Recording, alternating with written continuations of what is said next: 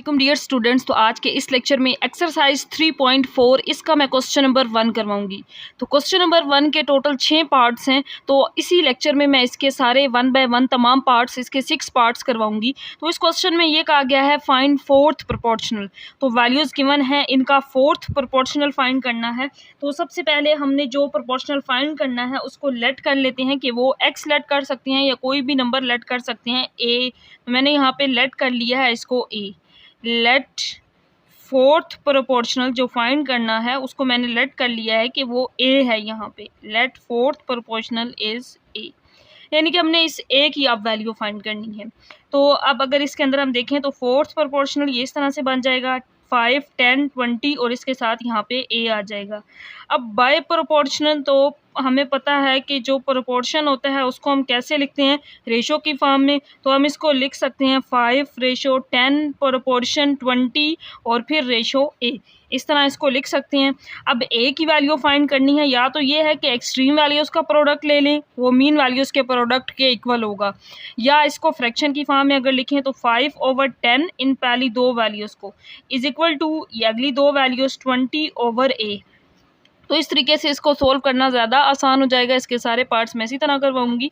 अब इसको सिंप्लीफाई कर लेते हैं, क्रॉस मल्टीप्लाई कर देंगे। 5a is equal to 20 multiply 10। तो अब यहाँ पे a की वैल्यू फाइंड करनी है। a के साथ 5 है, उसको इस साइड पे ले आएंगे, इस साइड पे आके 5 डिवाइड हो जाएगा, दूसरी साइड पे मल्टीप्लाई था।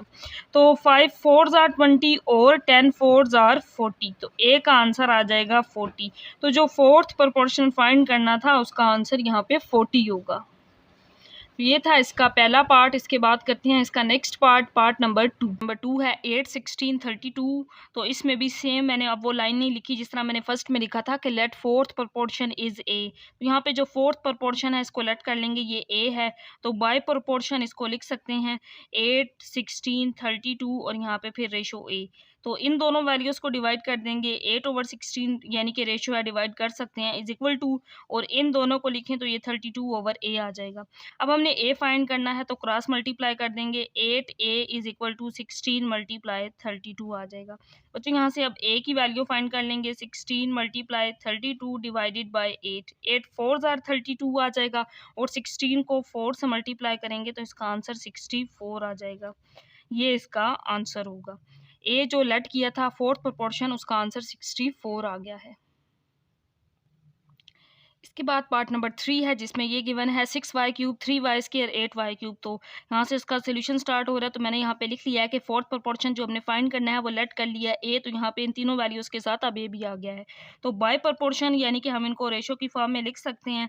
यहाँ पे रेशो 3y² प्रोपोर्शन 8y³ और रेशो ए। तो अब ये रेशो है तो पहली दो वैल्यूज़ को डिवाइड कर देंगे, अगली दो वैल्यूज़ के दरमियान रेशो है तो इसको भी डिवाइड करके लिख सकते हैं 6y³ ओवर 3y का square is equal to 8y³ over a। तो रेशो को यानी कि रेशो को डिवीजन की फॉर्म में लिख दिया है, 3 2s are 6 आ जाएगा, y² y³ से कैंसिल आउट, ऊपर एक y रह गया, यहाँ पे 8y³ ओवर a। तो a की वैल्यू फाइंड करनी है, क्रॉस मल्टीप्लाई कर देंगे इसको, 2y और इसके साथ a आ जाएगा और यहाँ पे 8y³। तो a की वैल्यू फाइंड कर लेंगे 8y³, a के साथ जो वैल्यू थी वो इस साइड पे आके डिवाइड हो जाएगी। सो y इस y से कैंसिल आउट, ऊपर y² रह जाएगा, 2 4s are 8। तो a का आंसर आ जाएगा 4y², और a ही हमने लेट किया था कि ये फोर्थ प्रोपोर्शन है तो इसका आंसर 4y² आ जाएगा। तो इसके बाद पार्ट नंबर 4 है जिसमें मैंने लेट कर लिया है कि फोर्थ प्रोपोर्शन ए है। वैसे एक्स भी लेट कर सकते हैं, अगर एक्स हम लेट करते हैं तो इसके अंदर पहले भी एक्स और वाई था, तो उसको सोल्व करना थोड़ा सा वो डिफ़िकल्ट हो जाना था, कंफ्यूज हो जाना था कि कौन सा एक्स निकालना है। तो इस वजह से बेहतर यही है कि ए लेट कर लें ताकि हमें पता हो कि यहाँ से हमने ए फाइंड करना है। तो यहाँ पर मैंने लेट किया कि फोर्थ प्रोपोर्शन ए है, तो अब इन तीन के साथ ही चौथा प्रोपोर्शन आ जाएगा। बाय प्रोपोर्शन इसको इस फॉर्म में भी लिखा जा सकता है। अब ये पहली दो वैल्यूज़ रेशो में है तो इनको डिवाइड भी कर सकते हैं रेशो को। तो 5xy4 था, यहाँ पे 5xy4 था, मैंने गलती से यहाँ पे पावर 5 लिख दी है, यहाँ पे 4 आ जाएगा, is equal to 20x² y²। इसको डिवाइड कर देंगे ए पे।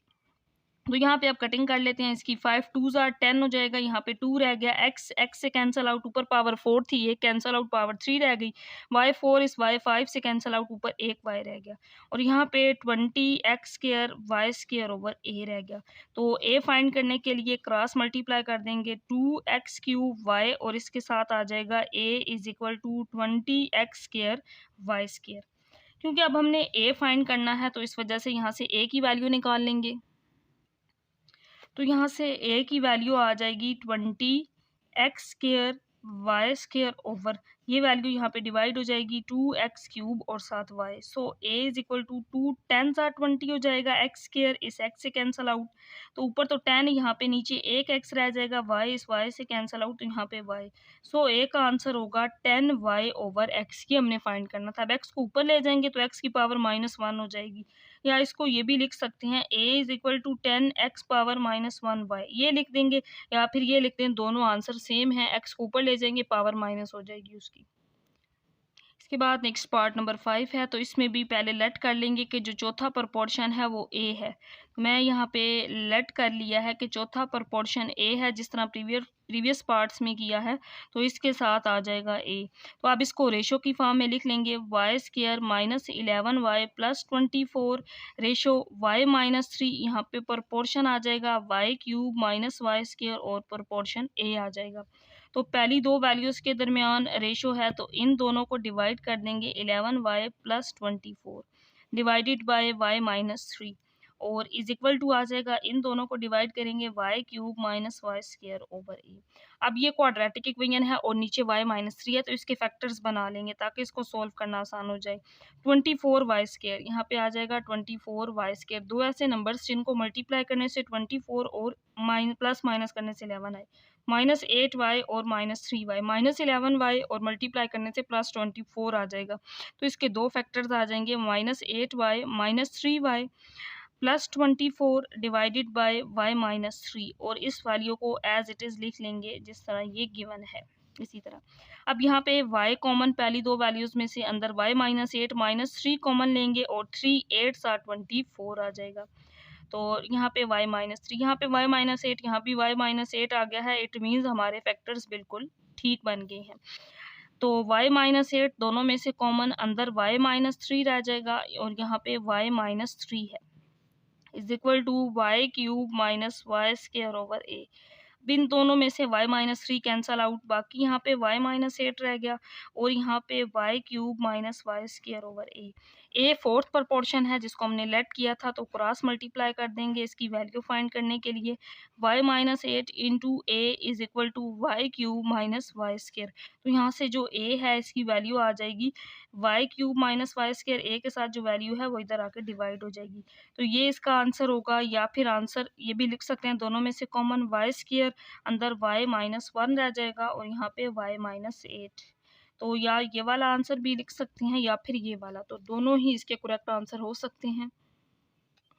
इसके बाद पार्ट नंबर 6 है, तो इसमें ये 3 प्रपोर्शन गिवन थे, मैंने इसमें फोर्थ प्रपोर्शन को x लेट किया है। तो काफ़ी सारे स्टूडेंट्स को समझ आ गई होगी x क्यों लेट किया है, इससे डिफरेंट रखने के लिए, क्योंकि ये a और b में था तो हमने इसको x रख लिया है ताकि हमें पता हो कि ये वैल्यू हमने इसके अंदर फाइंड करनी है।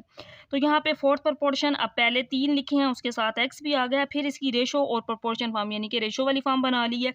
अब पहली दो वैल्यूज़ के दरमियान रेशो है तो इनको डिवाइड कर लेंगे, a square minus b square, इसी तरह इज इक्वल टू इन दो को डिवाइड कर लेंगे, a square minus a b plus b square over x। अब यहाँ पे एक दो फार्मूलाज हमने लगाने हैं, एक तो a cube plus b cube का और दूसरा a square minus b square का। तो दोनों फार्मूलाज मैं यहाँ पे लिख देती हूँ। पहले a cube plus b cube, ये इक्वल होता है a plus b, a square minus a b plus b square के, ये फार्मूला इसके इक्वल होता है। दूसरा इसमें a square minus b square है, तो इसको हम लिख सकते हैं a प्लस बी और a माइनस बी।